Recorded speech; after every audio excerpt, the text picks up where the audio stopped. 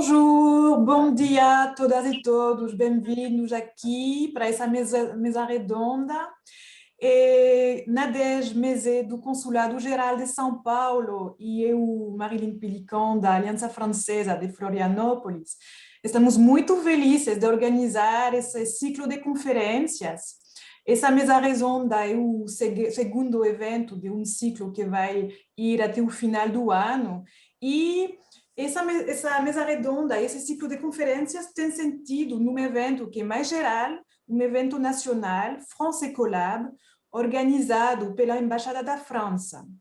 Por quê? Porque temos a chance de ter um cruzeiro de um barco da Fundação Tara Ocean, que está cruzando o Mar Atlântico para ir até Chile e depois que está chegando na costa do Brasil para fazer pesquisas científicas nas águas, para ver a contaminação das águas com microplástico e para tentar fazer um trabalho também com o público mais jovens de sensibilização à contaminação das águas.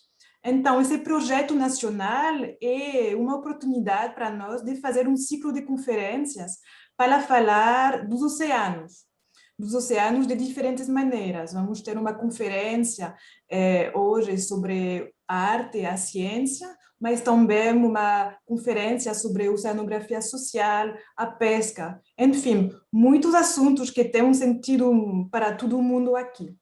Então, muito obrigada pela participação, eu espero que vocês vão gostar, vão aproveitar e vão aprender muitas coisas.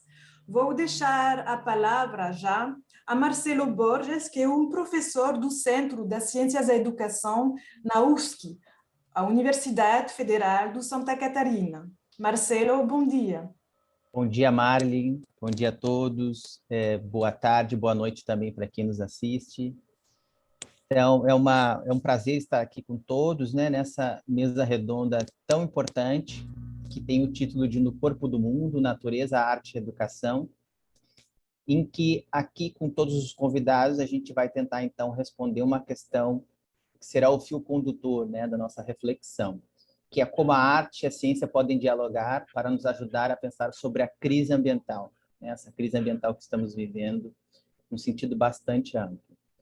Então, nós temos aqui a participação, né, com muito prazer, da professora Isabel Carvalho, que é psicóloga e professora da Universidade Federal de Minas Gerais, professor José Matarese, que é oceanógrafo, né, artista educador ambiental, professor da Univale, da Universidade aqui de Santa Catarina, e é doutorando em Patrimônio Cultural e Sociedade pela Univille, e o professor Edson Macalini, que é artista visual e professor de desenho artístico, também doutorando em artes visuais na linha de processos artísticos contemporâneos da Universidade do Estado de Santa Catarina, que é a UDESC.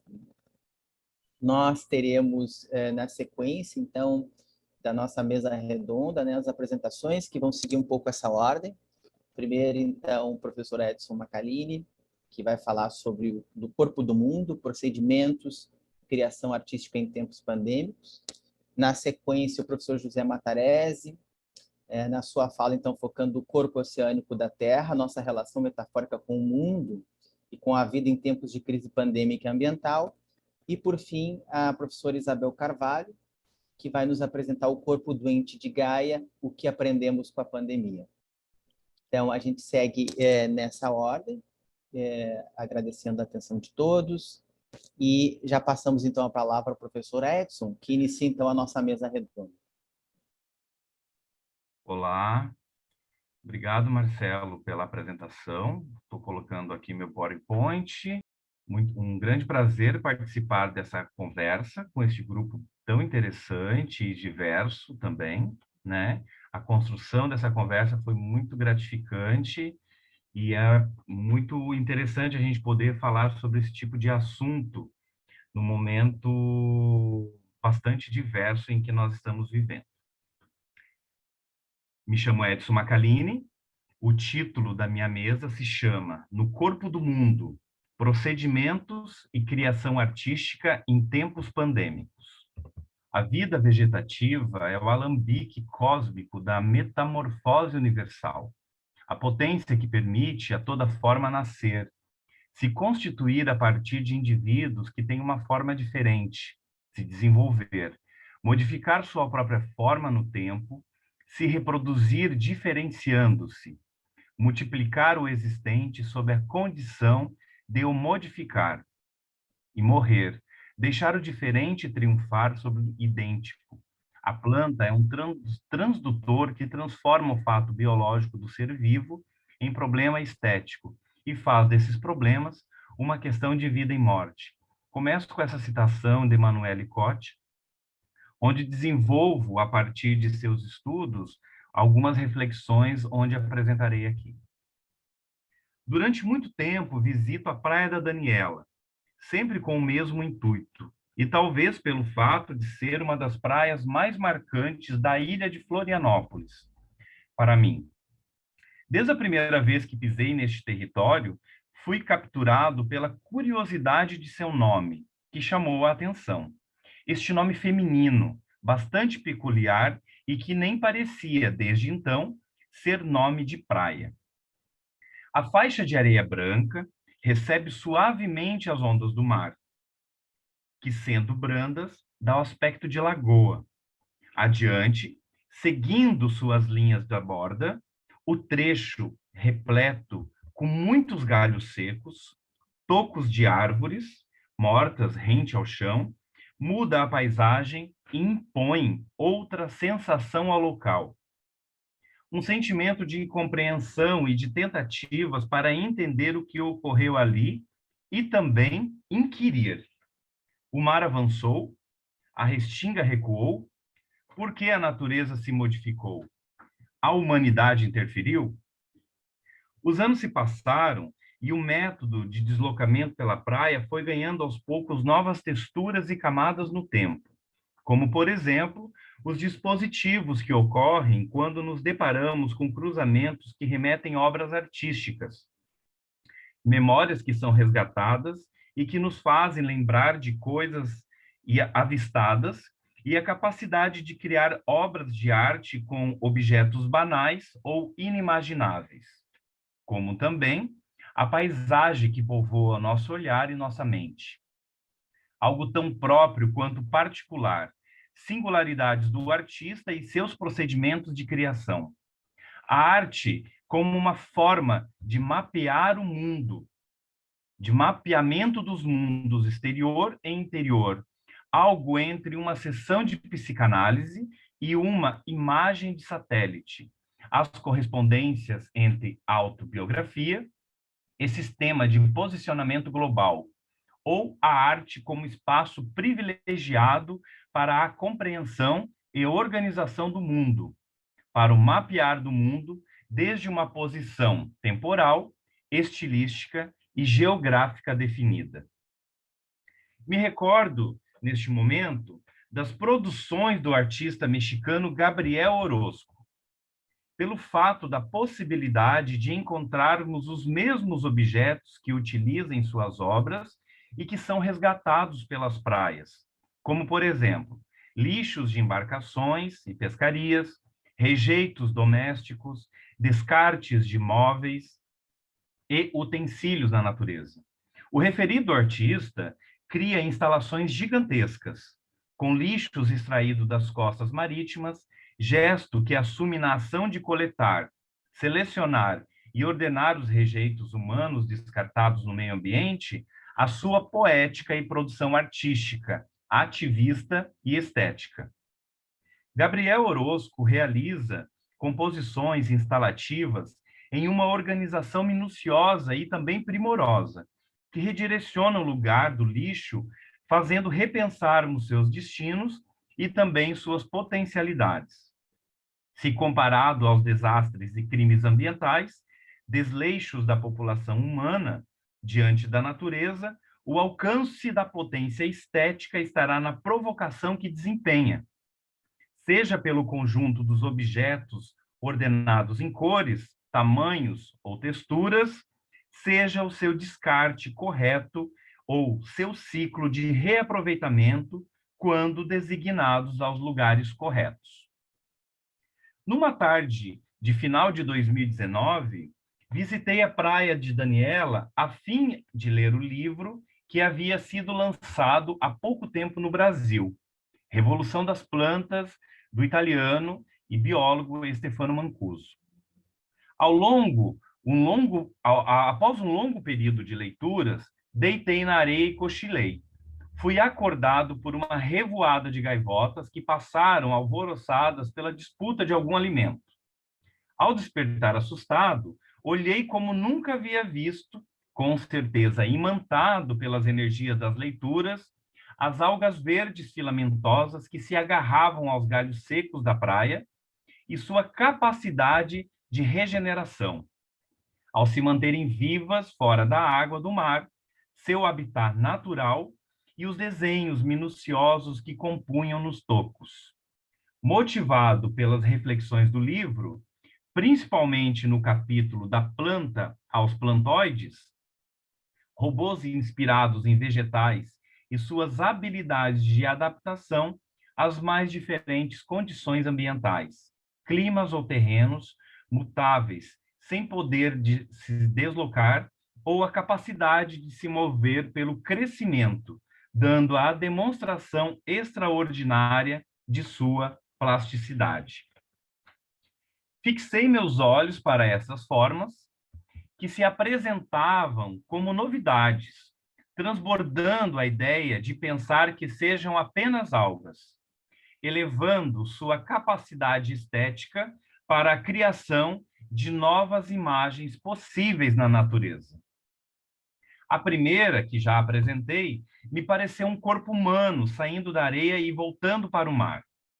Outras seguiam em procissão, em companhias, em clamor, em desespero, como se desejasse regressar ao seu lugar de origem, na proteção das águas que as alimentavam ou as depositariam em terrenos mais propícios, longe dos algozes humanos. Como uma imitação da natureza humana, percebia as plantas como corpos de humanos, espectros que ganhavam alma e forma física na areia para regressar ao mar, uma modelagem feita por batidas das ondas, águas e ventos, tendo como suporte o entorno dos tocos mortos para sua regeneração, e as sublimes tentativas de compreender este feito por meio dos estudos da biologia com vistas ao universo artístico que caminha. Se encontraram através de artistas e escritas que permitiram conversações, múltiplos endereçamentos e destinatários. Diante dessas reflexões que pululavam a mente, a incrível capacidade biológica das plantas criarem ou se recriarem, e ainda o complexo relacionamento que a humanidade tem em comparação à natureza, principalmente quando se trata das plantas, por acreditarem em sua inércia, estar presa ao solo ou emitir outros sinais que não seriam possíveis, que seriam impossíveis de serem vistos pelos olhos de um humano. Adiante, me lembrei também das produções do artista americano Mark Dion. Seu método de trabalho, como expedições, coletas, ordenações que diferenciam poeticamente e esteticamente do artista anterior, Gabriel Orozco, mas que ampliaram as possibilidades para pensar a produção artística com viés ético, político e ambiental. Ademais, o artista cria, a partir daquilo que está estabelecido como verdades científicas, para recriar novos espaços de discussões entre artes e ciências, coloca, assim, um ponto a mais para o debate e insere uma nebulosidade entre fronteiras de conhecimentos. O artista mistura opostos, insere a tragédia do descaso humano ao ambiente natural como espetáculo apocalíptico e de fricção de realidades. Aquilo que é real, visto como imaginário, exige admitirmos a verdade com toda a sua perversidade. Como no caixote, a vitrine exposta, o gabinete de curiosidade não está mais composto apenas por coisas exóticas da natureza. se olharmos bem em sua potencialidade encantadora ou tampouco a sua diversidade natural, ecossistemas plurais, mas tudo aquilo que é possível nos dias atuais de ser encontrado no meio ambiente. O artista cria essas instalações, promovendo coletas de tudo aquilo que acha e cria essas fricções de realidades ao criarem esses gabinetes de curiosidades com lixos e seres encontrados na natureza, né? Os seres da natureza. No período de lockdown, retornei às fotografias que havia realizado no final de 2019 nas praias da Daniela com as algas filamentosas. O isolamento permitiu mergulhar na busca da forma de baixo daqueles emaranhados e, em seguida, criar linhas, as linhas dos filamentos que eu presenciava quando estava na praia, sem a intenção de reproduzir aquilo que via, mas permitir a sensação que presenciei quando estive perto delas, enquanto deitava na areia para capturar seu drama na praia. As primeiras formas, definidas como base, tiveram formatos rudimentares e até um tanto tosco. Uma série de dezenas de formas que foram aos poucos sendo compostas, inserção de fio de linhas pretas e verde para a encadernação que inseri em cima delas. O propósito estaria em criar uma certa tridimensionalidade para essas formas, esses desenhos realizados em nanquim, e a expansão dessas formas diante do papel. Logo nas primeiras tentativas, decidi então que a cor da linha seria a cor preta e que continuaria com ela, mas as linhas aos poucos desapareceram e deram somente lugar ao nanquim. A segunda parte desta série esteve em retornar para as formas anteriores, aquelas primárias de base, e investir também em novas texturas, realizando inúmeras inserções, risco com as linhas pretas da caneta nanquim, que resultaria na mesma sensação de ver próximo a elas as camadas filamentosas transformadas em desenhos. Dessas investidas, um primeiro conjunto de 30 imagens de tamanho 20 por 20 surgiram. Essa série, ela se desenvolveu e continuou, e o diálogo foi se elaborando aos poucos. O diálogo que eu proponho com os meus desenhos, ele tem um sentido de mistério e também de ficção / fricção. Sempre parto das fotografias do lugar ou da forma que me interessa explorar no futuro, e não do desenho confeccionado in loco. Mesmo que pudesse realizá-los, eu permito dar este tempo entre a maturação de reflexões, sensações percebidas, leituras, anotações e escritas. Para aos poucos vir surgindo um tipo de imagem que não esteja programada e tampouco pudesse reproduzir aquilo que estivesse vendo naquele determinado momento. Ou seja, eu crio uma curva a mais nas produções entre arte e natureza, desenhos, mimeses, com uma poética de inventividade de mundos e até de ficções.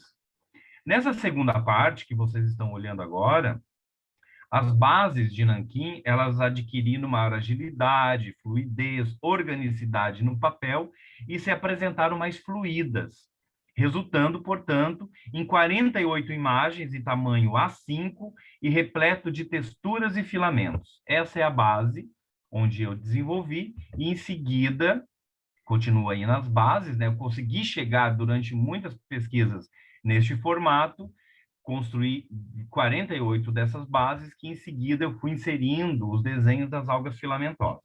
Isso ocorreu no período quase de 2 anos, né? Essa investigação, então, são muitos testes, muitos estudos até chegar nessa imagem, né? E como citei no começo, esse desenvolvimento maior se deu no período da pandemia.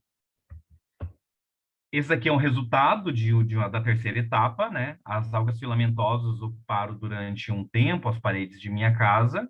Essa parte aqui são bem maiores, né? O conjunto a seguir, ele foi composto na posição vertical, pelo tamanho que tinha.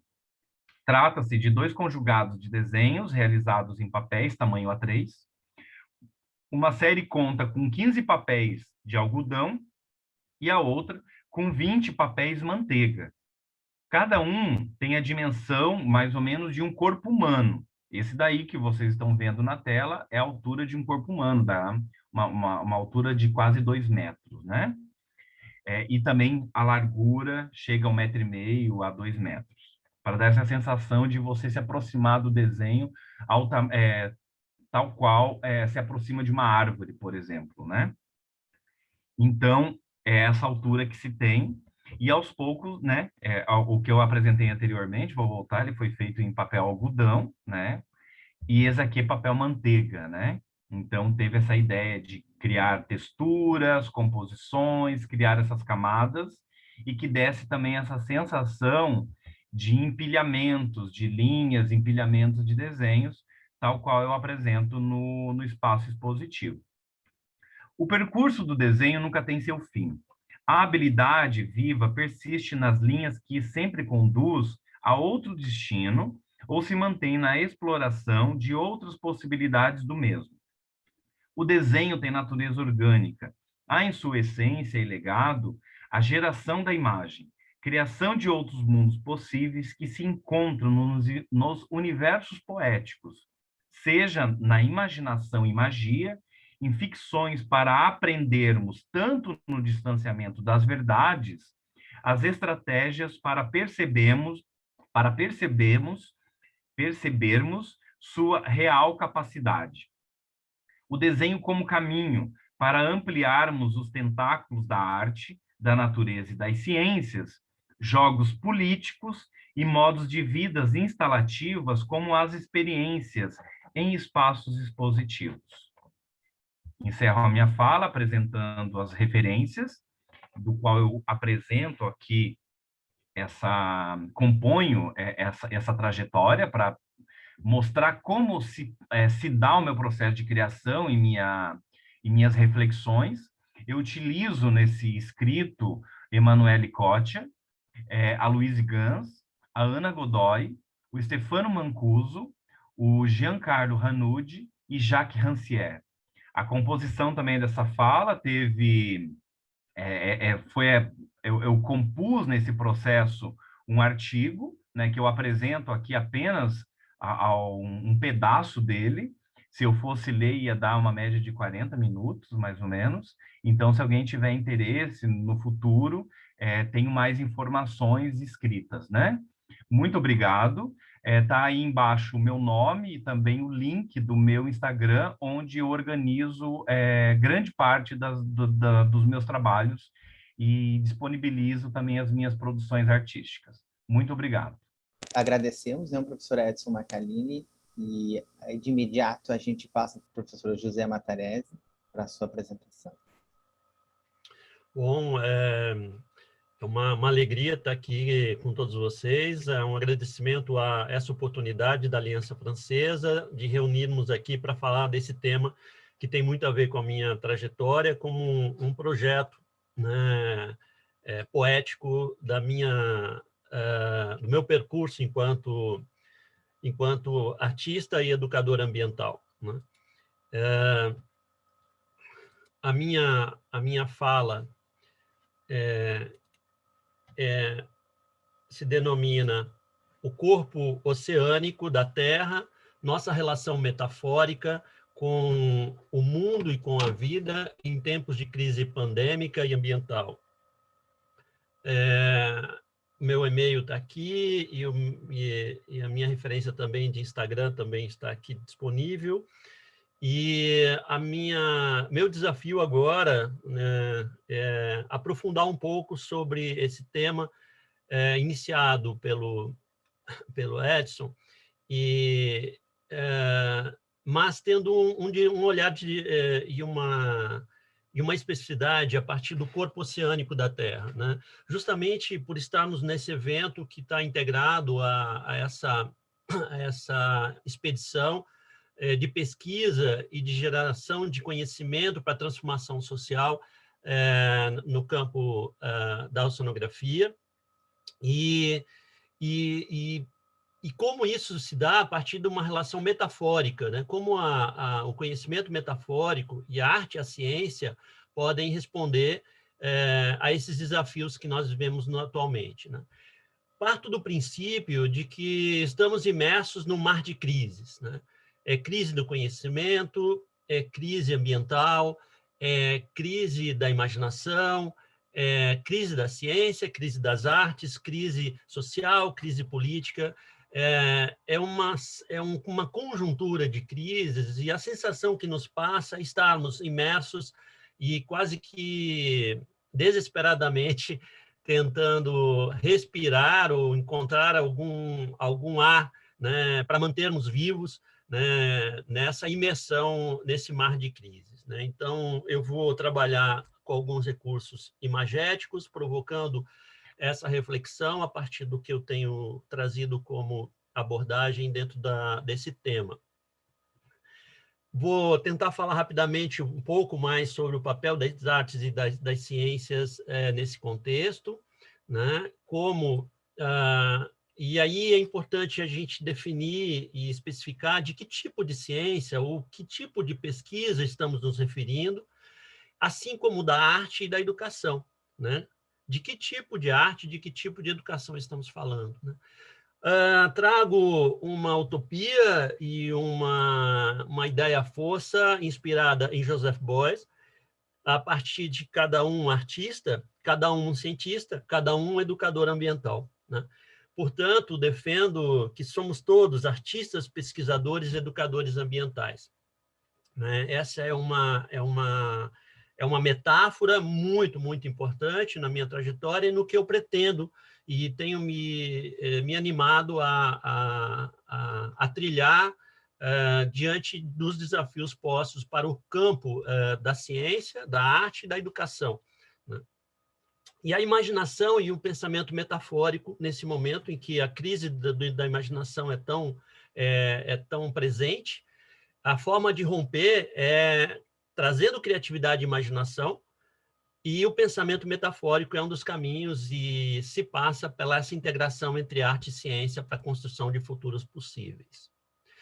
A primeira provocação que eu quero trazer de mergulho do corpo é esta obra do Hélio Oiticica, um artista brasileiro, né, da década de 60, 70, e essa obra ela é emblemática e ela dialoga muito também com o que eu proponho e faço enquanto arte e educação ambiental, e ela é um convite para quem estiver nos assistindo e para quem vai estar participando desse momento, de se colocar na condição diante dessa caixa de água e esse convite ao mergulho do corpo, e ver se isso desperta alguma sensorialidade, alguma experiência estética do campo do sensível e dos sentidos, né?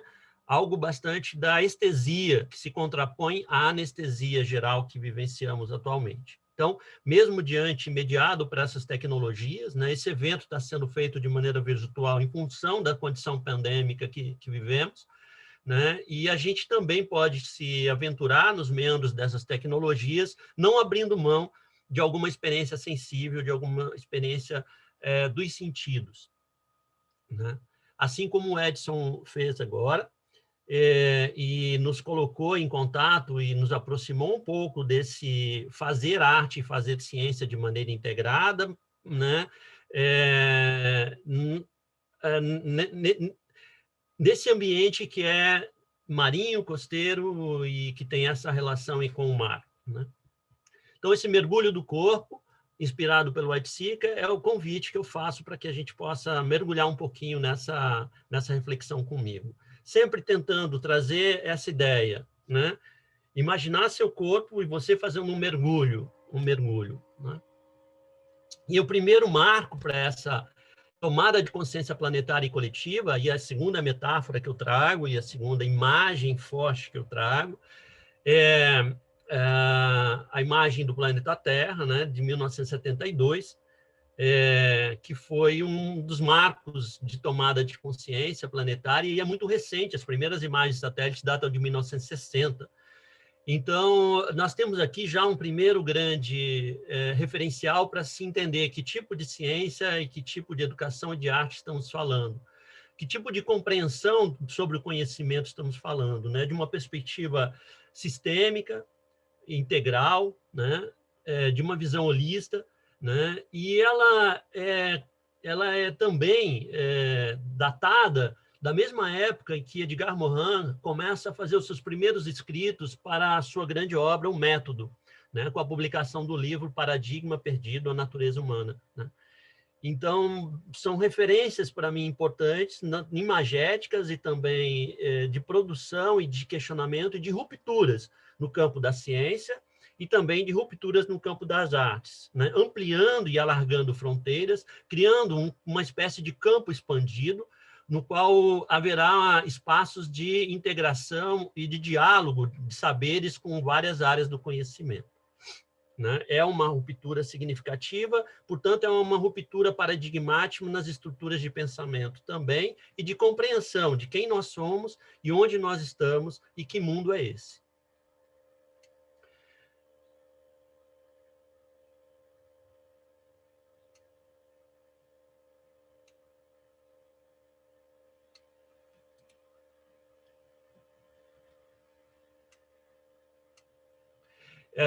Nesse mergulho, né, nesse corpo oceânico, né, 70% do planeta Terra é coberto por água, né, nós vamos ter uma referência, uma predominância muito grande, mas a nossa relação com os mares e os oceanos não é na mesma proporção, né? Ainda é muito desconhecido e distante para a maioria das pessoas, embora a maior concentração de densidade populacional estejam nas áreas costeiras, nas interfaces entre oceano e continente, né, atmosfera, né? E aí eu trago um conceito importante, que é a ideia de margem, de borda, de interface, limites, fronteiras. Ao mesmo tempo que delimita, separa, une e integra. Paradoxalmente, na natureza, é nas bordas, nas margens, que ocorre a mistura dos diferentes ambientes e ecossistemas, gerando uma zona de transição, de mistura, um ecótono, mas também de fricção, de choque, de atrito, de tensionamento e de possíveis hibridismos, né? Ser margem é ser corpo marginal, é estar em contato com a diversidade e ampliar as possibilidades de interações e trocas, né? É nas margens que se encontram e por elas que se misturam diferentes sistemas, inclusos sistemas de conhecimentos e saberes, interdisciplinaridade e complexidade, como maior referência tendo Edgar Morin. E como analogia, pode-se comparar com as zonas costeiras e litorâneas, nas quais há maior produtividade biológica e concentração de processos culturais e tecnológicos de urbanização, pois é a mistura de três grandes sistemas: a atmosfera, a hidrosfera e a geosfera, compondo o que a gente entende por biosfera, né? E aqui o conceito de vida que me remete gostaria de trazer a perspectiva da abordagem de Natalie Heinz, que é três dimensões da vida, né? Uma que é biológica, outra que é ético-existencial. Como analogia, pode-se comparar com as zonas costeiras e litorâneas, nas quais a maior produtividade biológica e concentração de processos de criação cultural e tecnológica, urbanização, pois é a mistura de três grandes sistemas: atmosfera, hidrosfera e geosfera, compondo a biosfera, né? Esse conceito de vida, ele é muito importante e ele pode ser entendido de diversas dimensões e aspectos, né? Em termos de áreas costeiras, nós temos uma característica marcante nessa interface, nessas zonas de mistura, caracterizada pelas zonas costeiras, né? Esses dois mapas evidenciam a densidade, o crescimento e o desenvolvimento urbano e adensamento populacional no litoral brasileiro de 1970 até 2010, né? Sendo que pelas margens e pelas periferias temos mais chances também de possibilidades de mudanças e de transformação. Ao mesmo tempo que temos uma concentração muito grande de situações de conflito e disputas, né, de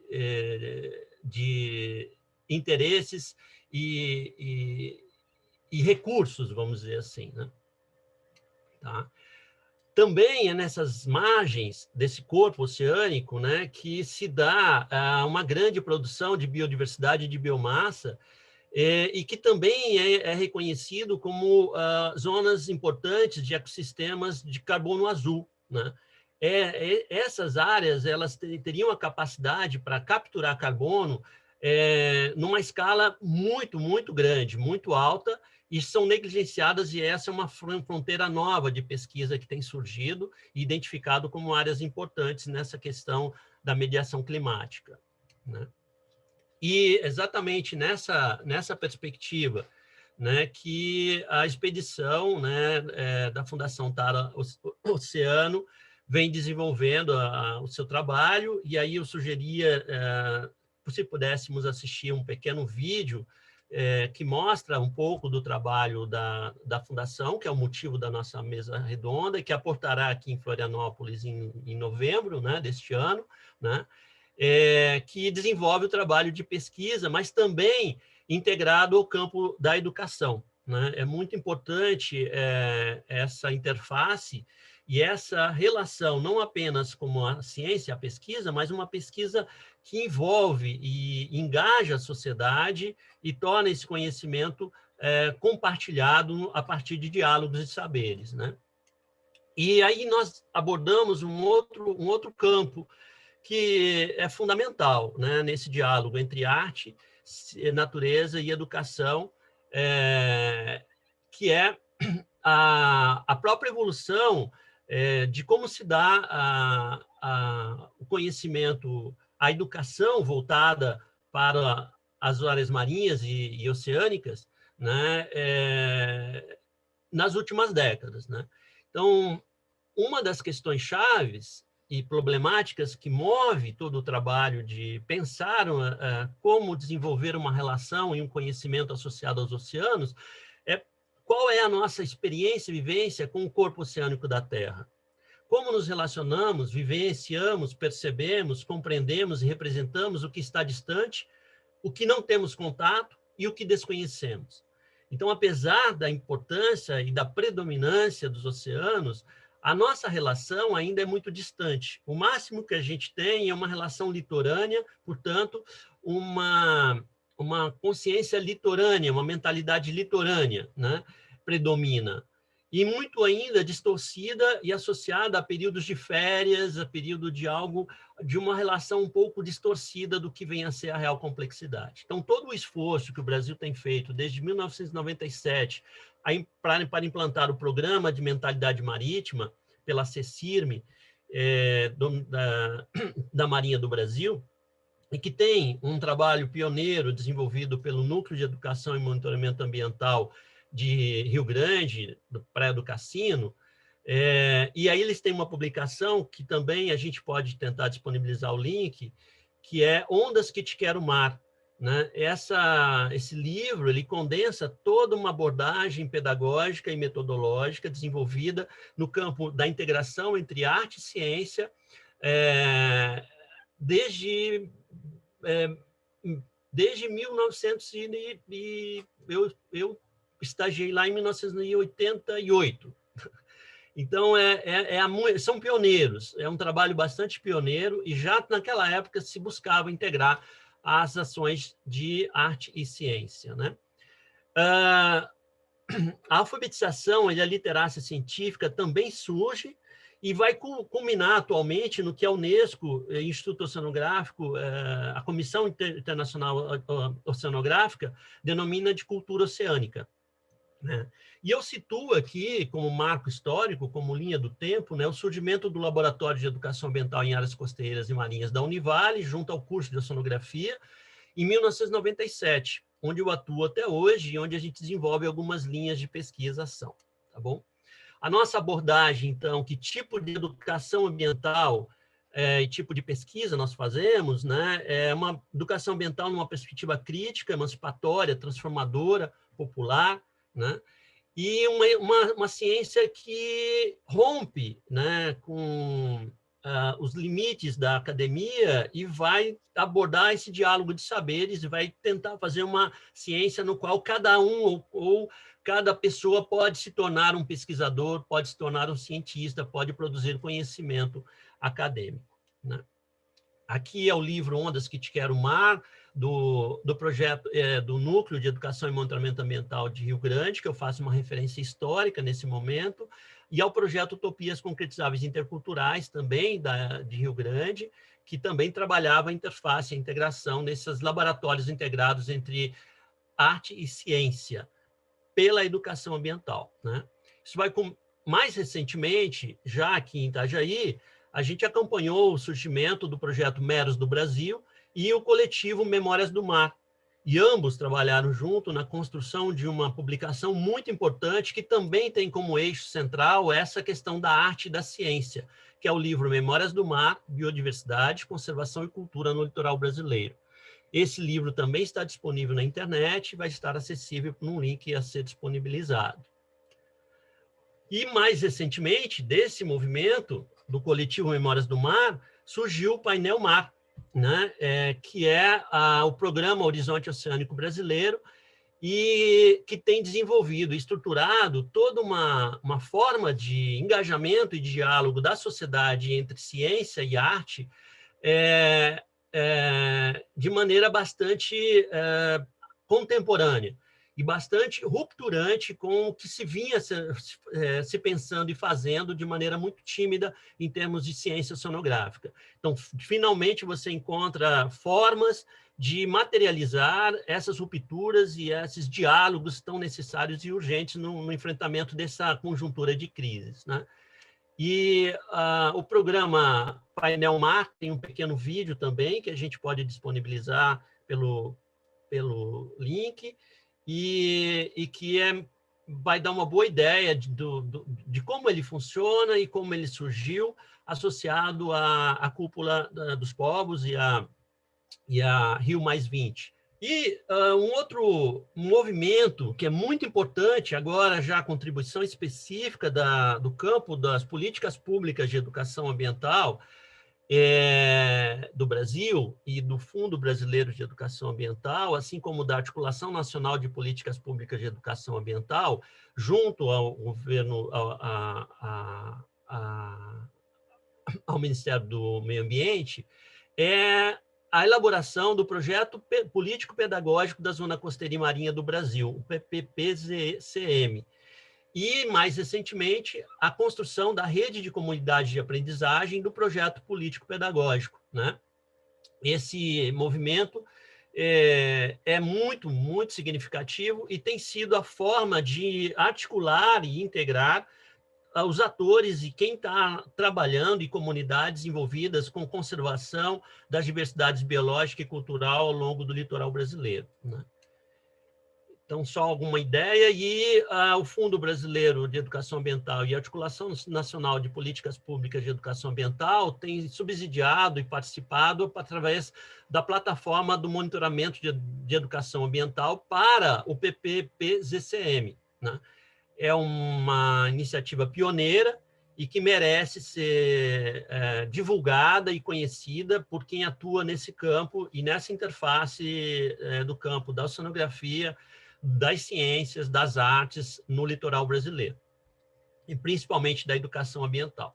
Eu busco agora ir para a parte final da minha apresentação com um grande questionamento de como que nós temos aqui enfrentado e superado esses desafios, tentando estabelecer uma forma de adentrar a poética do nosso tempo, né? Esse balão é um lixo marinho recuperado em alto mar, que foi transformado em globo terrestre por acadêmicos do curso de oceanografia, e hoje nós somos guardiões de um desse globo, né? E ele transita e permanece presente no imaginário e também nas relações de provocação estética e reflexiva, né? Sobre a nossa relação com o mundo, né?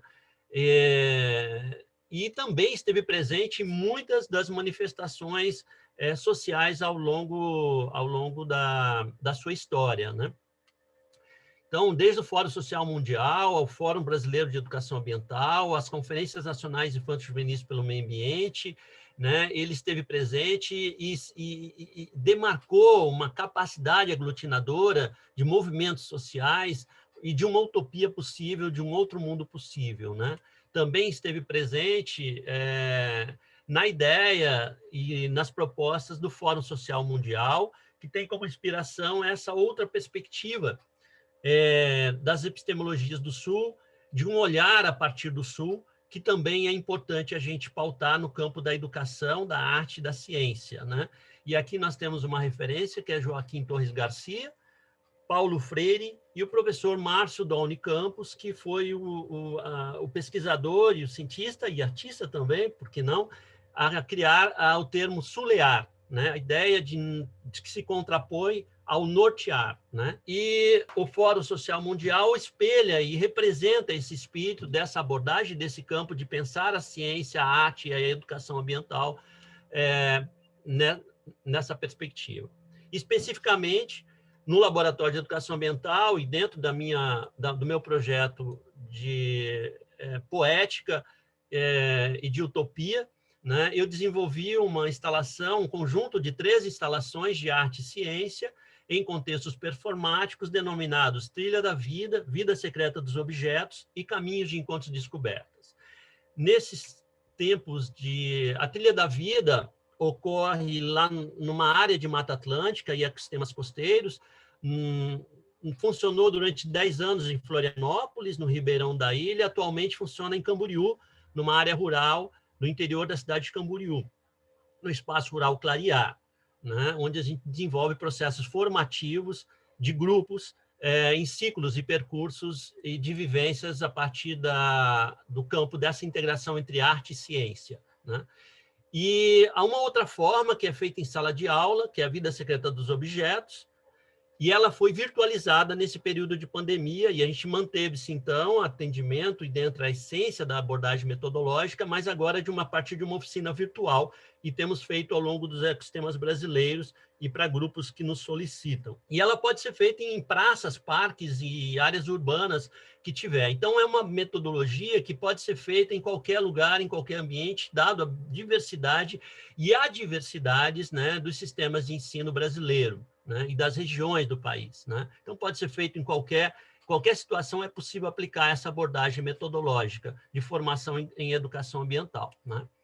Então, por fim, eu finalizo aqui reconhecendo e levantando o princípio que eu iniciei de Joseph Beuys, que sejamos todos artistas educadores ambientais, e acredito que o imaginário e o pensamento metafórico possam possibilitar rupturas que ultrapassam a dimensão da linguagem, engendrando nossos pensamentos e ações na vida cotidiana e na prática da arte e educação ambiental, de forma a potencializar a transição para sociedades sustentáveis. E agradeço, homenageando aos 100 anos, né, do Edgar Morin, feito recentemente, e aqui é uma homenagem também à Aliança Francesa, nessa imagem belíssima na cerimônia do centenário de Edgar Morin na Unesco. Meus contatos, nós temos um canal do laboratório no YouTube, onde disponibilizamos muitas produções também. Muito obrigado. Muito bem, muito obrigado, professor José Matarese. Muito legal. Passamos, então, na nossa dinâmica daqui, da nossa mesa redonda, diretamente a professora Isabel Carvalho, que vai nos apresentar suas reflexões, então. Bom, eu cumprimento a todos e a todas que estão nos assistindo, e eu vou colocar algumas imagens que vão nos acompanhar nessa apresentação. Bem, nós estamos aqui reunidos neste evento que a Aliança Francesa, né, nos proporcionou, e eu queria começar contando um pouco para vocês de onde veio esse título, né, do evento, que é uma expressão muito bonita, no corpo do mundo, né? Por que a gente pensou nesta expressão? Bom, pelo menos da minha parte, né, cada um pode ter as suas associações, mas eu gostaria de fazer uma referência aqui, que é um crédito que a gente tem que dar para essa expressão, que foi uma contribuição, foi parte das reflexões também de um francês muito importante, né? O Maurice Merleau-Ponty, um filósofo francês que faleceu em 1961, ainda prematuramente, com 53 anos, mas ele foi um expoente, ele é uma referência numa tradição filosófica que a gente chama de fenomenologia. E como tal, ele, no seu último livro, o livro que, inclusive, ele faleceu escrevendo este livro, ele faleceu repentinamente, e ele estava escrevendo esse livro quando faleceu, e o livro foi publicado póstumamente, inclusive. Esse livro se chama O Visível e o Invisível.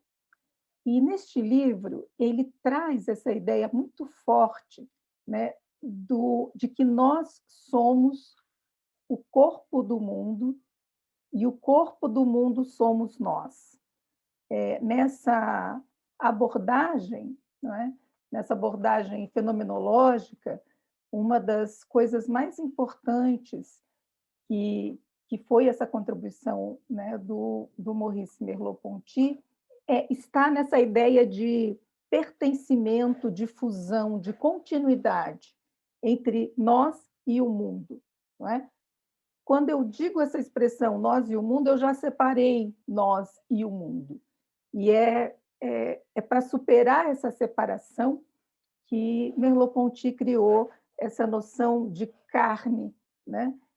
Nós somos feitos da carne do mundo, por isso o mundo habita em cada um de nós. E essa é uma ideia muito forte, não é? Que rompe essa, por exemplo, a posição, né, que predomina na nossa visão de mundo moderna, ocidental, que é a ideia cartesiana, não é? Para Descartes, por exemplo, a gente pensa, portanto existe, né? E é como se o sujeito humano pudesse pensar o mundo, fosse um pensamento ou uma mente praticamente descolada do mundo, pensando o mundo como um objeto, né? Essa distância que a perspectiva fenomenológica desmonta, desconstrói, né? Ao pensar um sujeito que só existe nessa relação de pertencimento profundo, né, com o mundo, né? Por isso, nós somos essa carne do mundo e o mundo somos nós, né? Então, ele chama a atenção para essa mesma matéria comum, né, que nos faz mundo, tanto quanto outros objetos do mundo, tanto quanto outros fenômenos e expressões do mundo, né? Ele busca superar essa ideia de objeto e essa distância entre um sujeito que pensa o mundo, que está distante dele como um objeto. Bom, deixando isso, né, essa inspiração, dando essa referência, acho que a gente pode... Eu vou colocar uma imagem aqui para a gente seguir com as imagens. Então, nós estamos aí, né? Nós não estamos no corpo, nós somos o corpo do mundo. A gente poderia também dizer com Merleau-Ponty. Também, essa expressão também tem inspirado outras produções, como esse livro, Na Pele do Mundo, Educações Ambientais, né? Isso também tem a mesma inspiração e faz uma outra leitura, e é um livro gratuito que também pode ser acessado para quem quiser, e sobre, especificamente, educação ambiental. E a minha fala, né, ela vai dar destaque à atual condição do corpo do mundo. eu diria que o corpo do mundo, nesse momento em que nós nos encontramos, está doente, né? O corpo doente de Gaia, né? Também uma maneira de chamar o mundo, né? Como os filósofos né? Da fenomenologia, os fenomenólogos gostam, né? De usar essa expressão, o mundo. A gente, no mundo ambiental, também tem, né? Essa ideia de Gaia, né? Para falar do mundo, do planeta, desse ser vivo que é o planeta, né? Praticamente um outro sujeito, assim como nós. Mais uma vez, a tentativa de romper com essa ideia de que o planeta, o mundo, a Terra é um objeto, né? É um outro sujeito. Então, se o mundo é um sujeito e nós somos feitos da mesma matéria e vivemos nele, e nesse momento o corpo de Gaia adoece, né? A gente pode perguntar, como educadores, o que nós aprendemos, afinal, com a pandemia, né? O que ela nos ensina? Em primeiro lugar, a gente passou a ouvir, né? A linguagem da epidemiologia se tornou o nosso dia a dia. O tempo e os epidemiólogos, os médicos, os imunologistas, esses cientistas vieram o tempo todo nos contar, né? Eles passaram a frequentar os telejornais, passaram a escrever nos jornais de notícias diárias, nas revistas. A gente viu, né, o nosso cotidiano ser inundado de informações da ciência sobre toda essa discussão sobre os vírus, a transmissão dos vírus e, né, a epidemia que se transformou numa pandemia. Bem, a gente tem, inclusive, uma espécie de arte, né? Arte imagética, né? Se a gente olhar as representações pictóricas dos vírus, sobretudo do coronavírus, né? Ele aparece de diferentes maneiras, mas sempre com essa carinha, né? Redonda e cheia de elos, né? Conexões sobre ele. Mas os vírus são um elo com essa nossa versão celular mais arcaica.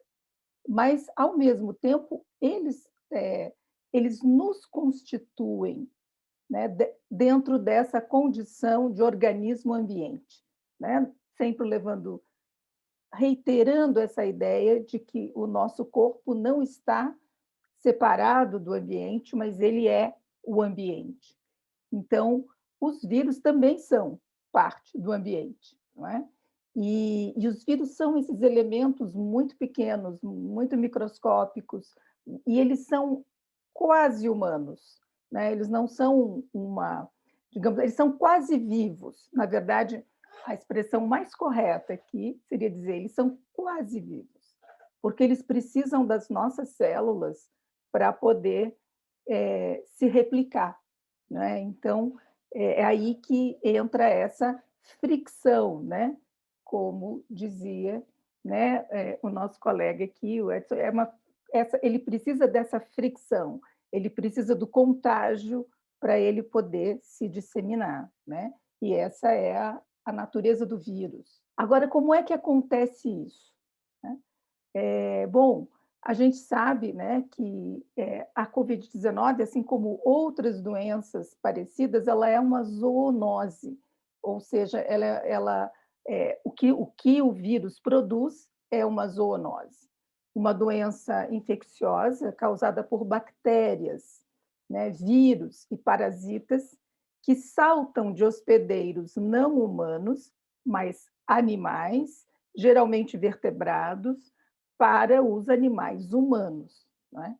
E esse salto do vírus, ele acontece dentro de uma rede muito complexa de interações ecológicas e socioambientais entre humanos e não humanos, não é? Por isso que a gente pode dizer que como a gente está aprendendo, né, a viver nessa nova condição de estar no corpo doente de Gaia, de viver uma pandemia, o vírus também aprende conosco, porque no momento em que ele consegue acessar um organismo que ele nunca tinha acessado antes, o organismo humano, ele também vai rapidamente se adaptar a esse organismo, inclusive vai se reproduzir e se diferenciar, né, das suas primeiras manifestações, gerando o que nós estamos vendo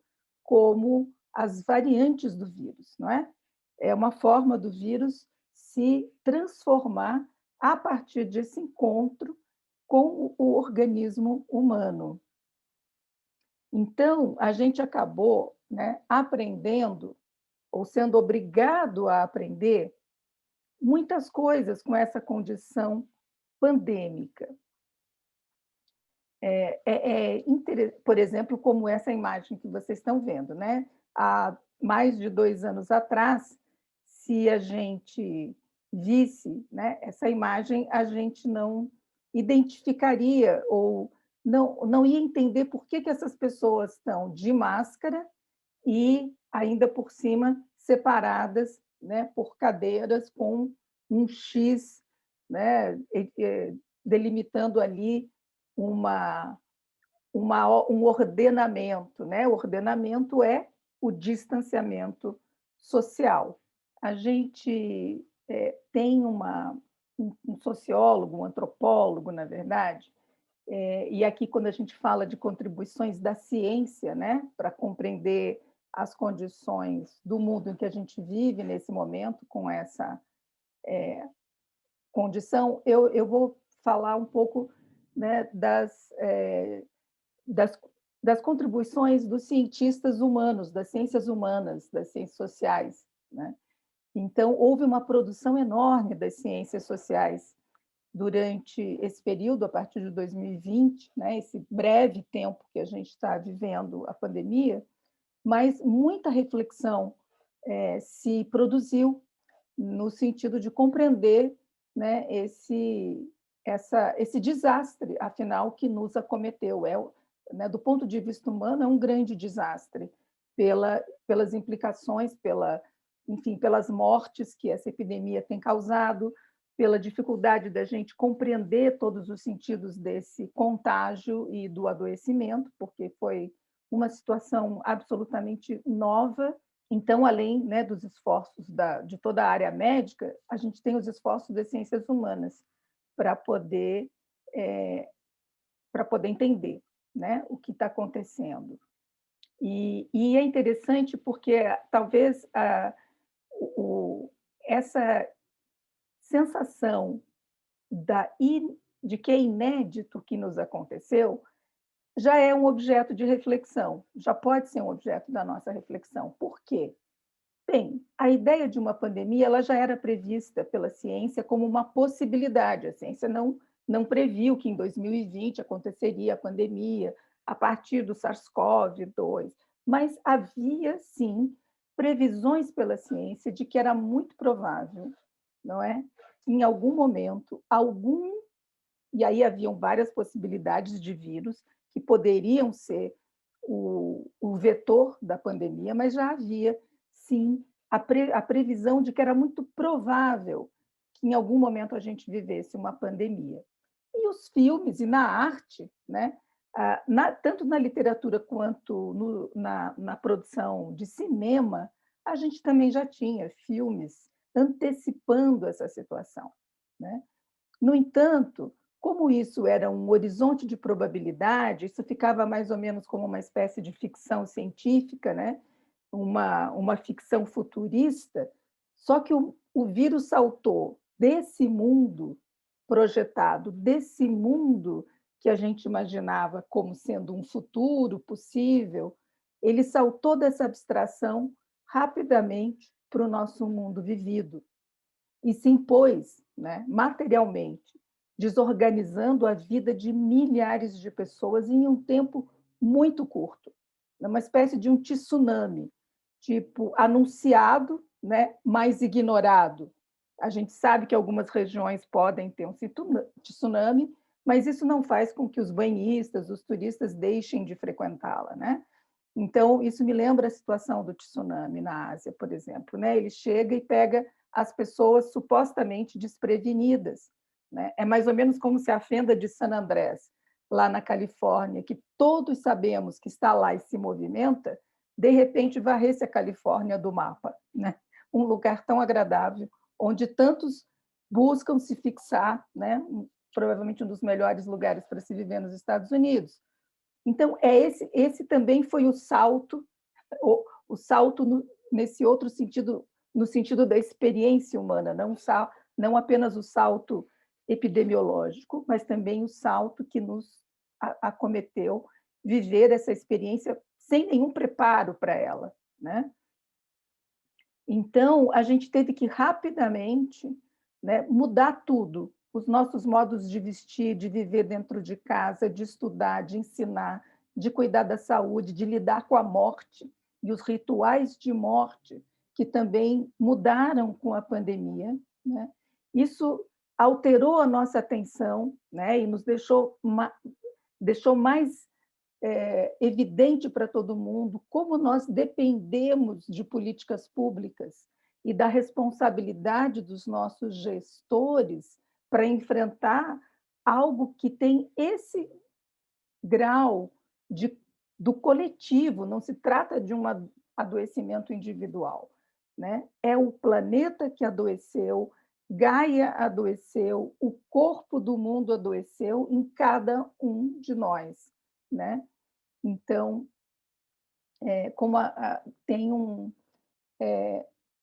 cientista social, né, que se chama Stolow, e que diz o seguinte, ele diz assim, olha, o coronavírus ele poderia ser definido como um objeto de fronteira.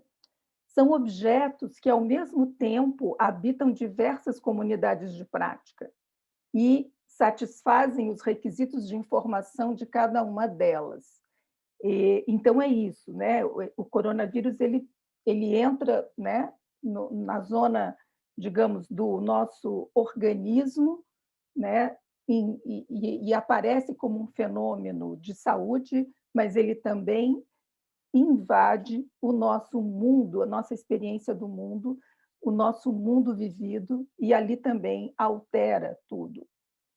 Então, a gente poderia imaginar, né, que essas fitas amarelas e essas novas demarcações já são resultado, né, dessas mudanças no espaço público que a pandemia nos obrigou, né, a entender, fazer, assimilar, pensar, né, tudo isso num rápido e forçoso processo de aprendizagem, porque aprendizagem é isso, não é?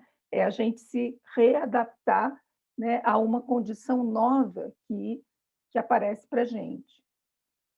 E se a gente pensar, né, esse espaço aí que vocês estão vendo entre uma pessoa e outra, né, nessas cadeiras,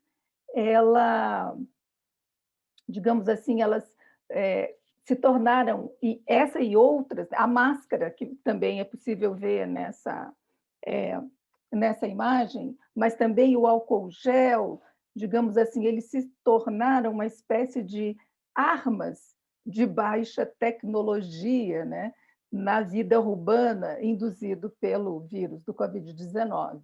A gente, assim como no metrô, né, ou num trem, como eles estão, a gente teve que lidar com essas mesmas fitas. Quando a gente vai na farmácia, a gente já não se aproxima do balcão, nem do balconista, a gente vai no supermercado e tem um anteparo, né, de acrílico entre a gente e o caixa do supermercado.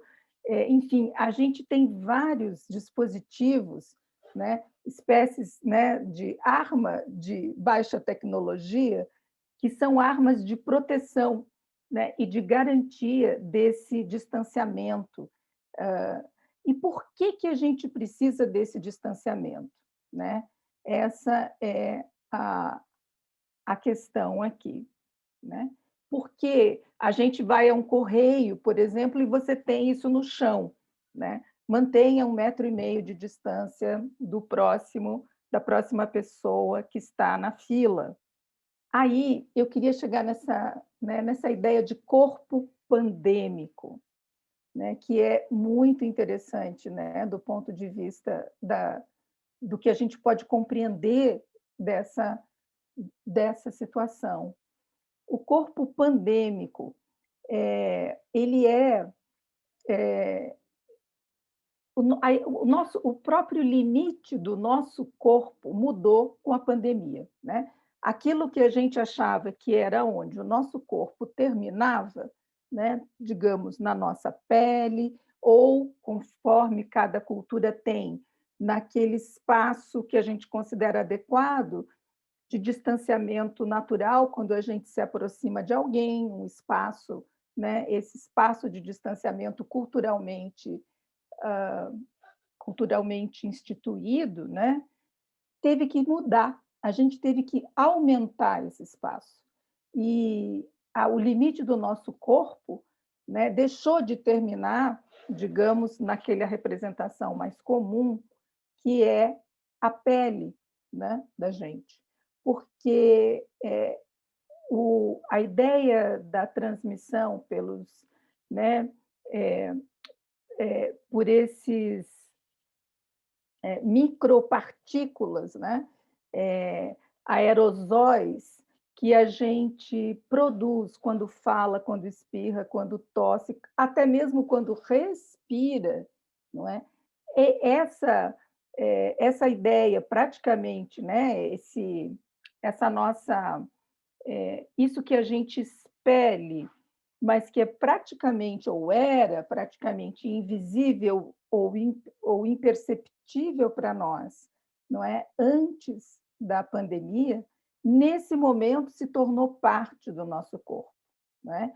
Então, houve uma expansão dos limites do corpo, e o próprio corpo ganha uma nova materialidade, não é? Isso é que, como diz esse cientista social que eu citei no início, Stollow, ele diz: adicione 2 metros ao seu corpo em movimento e você vai criar não apenas um novo habitat, mas também um novo corpo, né? Então, a gente teve que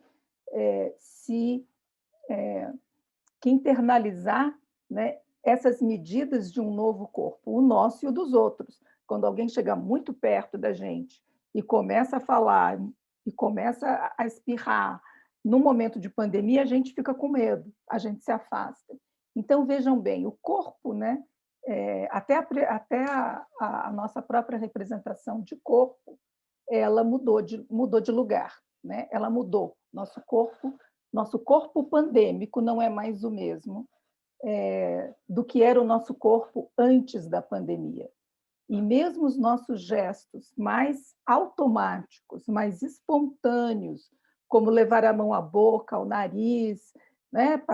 Passar a mão nos olhos, até nós mesmos nos tornamos fator de risco, né, para o nosso próprio corpo. Esses gestos automáticos têm que ser desautomatizados. E nós devemos impedir esses gestos, né, para não correr o risco. Então, vejam bem a quantidade, né, de coisas que a gente teve que refazer rapidamente em termos da nossa aprendizagem. A outra coisa é a gente teve que também lidar com a aprendizagem de novas materialidades, de novas temporalidades, e aqui eu estou me referindo à vida virtual, né? A gente teve que lidar com a linguagem científica e epidemiológica no dia a dia, né? A gente teve que lidar, inclusive, no nosso país, né, com a disputa de narrativas entre a narrativa científica e o negacionismo científico e a produção de falsas informações que tentavam desqualificar o poder imunológico das vacinas, por exemplo, que é a nossa, né, única saída, a nossa grande saída para combater o vírus e a epidemia. E, sobretudo, a gente teve que aprender a ser muito resiliente, né? Resiliente no sentido de que a gente está tendo que aprender a viver com o luto todos os dias, o luto individual das pessoas que nós conhecemos e que faleceram, e o luto coletivo, porque a cada dia morrem muitas mil pessoas, né, no planeta, e morrem muitos no Brasil. Então, eu vou concluindo aqui, né, essa ideia da nuvem microbiana, né, que cada um de nós emite e passou a fazer parte, então, da nossa própria representação corporal, os diferentes, né, gradientes de distanciamento social que alteraram, né? E a gente tem, eu deixo como referência 2 artigos que podem ser lidos, que são contribuições, né, enfim, exemplificam um pouco as contribuições das ciências sociais para a compreensão da pandemia. Esse artigo é um artigo que eu escrevi, que se chama Elana Vevá, e é uma menção, né, uma referência ao filme do Fellini, Elana Vevá, que aonde enfim, uma nau, um navio, né, aonde tem toda a burguesia italiana, ele sai, né, para uma grande e dispendiosa viagem, e ele é interceptado, quer dizer, ele acontece, não é, a Grande Guerra Mundial. Então ele já não pode mais aportar, ele fica à deriva, ele é invadido. É muito interessante a gente pensar como analogia, né, para o que a gente está vivendo hoje, para onde vai a nossa nave, né? Para onde vai esse mundo em que a gente está vivendo com tantas desigualdades sociais. E também esse é um outro artigo que saiu numa coletânea da ANPOX, Associação Nacional de Ciências Sociais, onde, né, muitos pesquisadores escreveram. Esse é um artigo que eu escrevi e que também pode pode ser lido no blog do NUS, um laboratório que eu participo de pesquisa na Unicamp, e que fala sobre essas capturas do sofrimento, não é, em tempos de crise respiratória. O artigo se chama Vozes da Pandemia, uma história a ser contada, porque a gente tem uma produção muito grande ainda sobre, né, uma produção digamos, no olho, a gente está no olho do furacão, a gente está fazendo reflexões no momento em que o desastre está acontecendo, a pandemia, né? Mas eu acredito que a gente também vai poder produzir outro tipo de reflexão depois, daqui um tempo, após um tempo de média duração ou de longa duração, pelo menos, depois do desastre, né? Essa é um pouco a reflexão desse artigo. Eu faço uma analogia aí com o desastre nuclear de Chernobyl, né?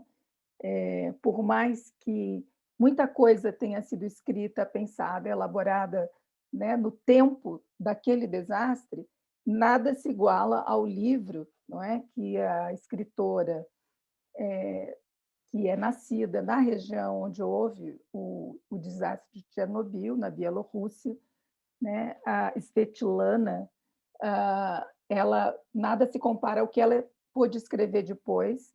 O livro, que se chama Vozes de Chernobyl, que alguns de vocês devem ter assistido, porque se tornou uma série da Netflix, mas ela passa 20 anos recolhendo depoimentos, né, das pessoas que viveram em diferentes posições o desastre de Chernobyl, né? Então, é muito interessante a gente também observar o tipo de produção e reflexão que a gente é capaz de fazer no momento do desastre e o que a gente consegue perceber, aquilo que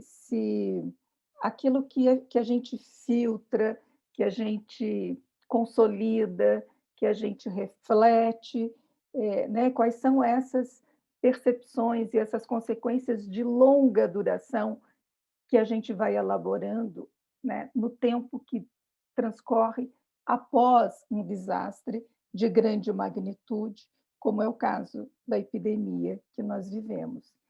Então, ficam essas sugestões aqui de leitura E eu agradeço muito a oportunidade aqui desse diálogo e encerro aqui a minha apresentação. Muito obrigada. Agradecemos imensamente a professora Isabel Carvalho também, nessa continuidade aqui da nossa roda de conversa. E então a gente passa nesse momento, já mirando o nosso final, a nossa conclusão da mesa redonda, para um pouco de exercício de síntese, né, e reflexão. Obviamente que é muito difícil, é um desafio muito grande, até porque esse diálogo entre arte e ciência, assumindo que ele é um diálogo de algo que foi tão repetitivo e importante aqui para nós, que é a ideia de fricção, que é a ideia de borda, é algo que mexe muito do ponto de vista das nossas aprendizagens educacionais. Então, certamente, as nossas aprendizagens em relação à nossa reflexão, ela vai continuar e ela também vai ser construída por aqueles que nos assistem. Mas eu penso que é importante apenas comentar, talvez retomando um pouco da própria proposta e daquela questão inicial, que se refere, né, como a arte e a ciência dialoga e nos faz pensar sobre a crise ambiental, algumas questões para ajudar a gente a pensar em relação ao que foi surgindo por aqui. E, primeiro, reconhecer, eu acho que isso é tácito para nós, que a ideia de uma crise ambiental ela é consequência de coisas muito materiais, mas também de percepção da nossa relação de percepção com o mundo. Então, talvez esse seja um elemento bastante inicial e importante. E nós temos aí as mudanças climáticas como como um grande discurso, mas com bastante materialidade do ponto de vista dos últimos anos da ciência, como um elemento que ele pode estar, do ponto de vista midiático, científico, sendo divulgado, mas se torna algo muito distante da gente, da nossa vida. E a pandemia, também como consequência dessa crise ambiental, é algo, como a professora Isabel coloca, como os outros colocaram, algo sentido de forma muito concreta por nós nesse momento. E as consequências que isso tem do ponto de vista de mudança comportamental e cultural. Então, eu acho que as apresentações, então, começando pelo professor Edson, né, foram muito marcantes a nos ajudar a pensar essa concretude de algo mais distante e de algo que estamos vivendo no momento. E eu acho que essa noção do professor Edson que nos coloca, né, a natureza, vida e natureza como arte. E eu diria que no modo de condução da nossa atenção durante a apresentação, também dessa compreensão, vida e natureza como arte, mas uma vida com arte. Então, como é que a vida com arte nos faz, nos ajuda, de alguma forma, a partir da experiência estética, a compreender essa nossa relação com a carne do mundo, já que, bem colocado, nós fazemos parte dela. Então, acho que isso foi um elemento muito marcante, dentre vários que estão ali, né? O professor José Matarese, eu acho que traz uma questão bastante importante, me toca, sobretudo, nessa noção da ideia de uma cultura da água. Nós vivemos uma cultura da terra, mas não vivemos uma cultura da água. E essa noção de fricção presente na ideia do professor Edson e depois essa noção de borda, de margem, de litorâneo, ou de uma cultura litorânea presente na fala do professor José Matarese, nos coloca de novo, novamente, essa relação, ainda que de forma, na minha fala repetitiva, essa relação da nossa experiência na carne do mundo como uma experiência de borda. E isso aparece de diferentes formas nas colocações do professor José Matarese, todas essas que nós assistimos aqui. E, por fim, a professora Isabel, então, nos conduz também nesse sentido, né? Sobretudo mexendo com aquilo que seria na relação da nossa interação com as bordas, né? Então, o momento pandêmico, ele muda a nossa interação com as bordas, ele muda a nossa percepção, mas concretamente, fisicamente, ele muda os limites da borda, dessa nossa relação com o mundo. Então, a partir da biologia, eu fico pensando também, a partir das falas, né, dessas bordas e limites E isso que o vírus nos provoca também, que a pandemia nos provoca. Tudo acontece na borda. A noção de ecótono é um conceito muito importante para a ecologia, exatamente porque ele expressa essa explosão de diversidade de mundos diferentes nesse mundo, né, do planeta Terra. As vacinas, elas atuam na borda do vírus. É muito interessante. A nossa relação humana, corpo físico com outros, o distanciamento social é mudança de borda, de percepção e de mudança material de borda. Então, se torna para nós algo extremamente importante. Aqui o nosso exercício também de síntese, de roda de conversa, não é exatamente separar essa noção de arte e ciência, não foi essa a proposta, é exatamente provocar o encontro de bordas aparentes para mostrar que a nossa relação com o mundo ela é mais complexa e mais ampla do que a própria composição, né, vamos chamar assim, dessas racionalidades que descrevem tanto a experiência estética, a arte, como a ciência e as ciências no plural também. Muitas coisas poderiam ser ditas, agradeço imensamente, e essas foram aqui nesse momento, me tocam e passam, mas certamente elas ficarão maiores ao longo do tempo. Então, agradeço também a oportunidade de estar aqui com todos, a Aliança Francesa, o Consulado da França, Nadege, Marlin, todos os colegas que estão aqui presentes e ficando à disposição. Muito obrigado. Muito obrigada, Marcelo. Então, eu queria agradecer de novo e imensamente a Isabel, José, Edson e Marcelo. Muito obrigada, foi muito interessante. Eu acho que a gente foi em diferentes lugares, vamos dizer, tanto da arte e da educação ambiental. Então, isso é super interessante. E muito obrigada, Isabel, por ter colocado a pandemia também dentro da nossa mesa redonda. Eu acho importante de pensar nesse momento sobre essa pandemia. Então, eu queria convidar vocês todos e o público, as pessoas que assistiram e que vão assistir a essa mesa redonda, a nossa próxima mesa redonda, que vai ser publicada no canal YouTube da Aliança Francesa e no canal YouTube do Consulado Geral da França em São Paulo, dia 19 de agosto desse ano, às 17 horas. Essa próxima mesa redonda vai ser sobre a oceanografia social, com Alexander Toura, Luiz Carlos Krug e a Tássia Biazon. Até lá, muito obrigada, tchau, tchau. Tchau, obrigado.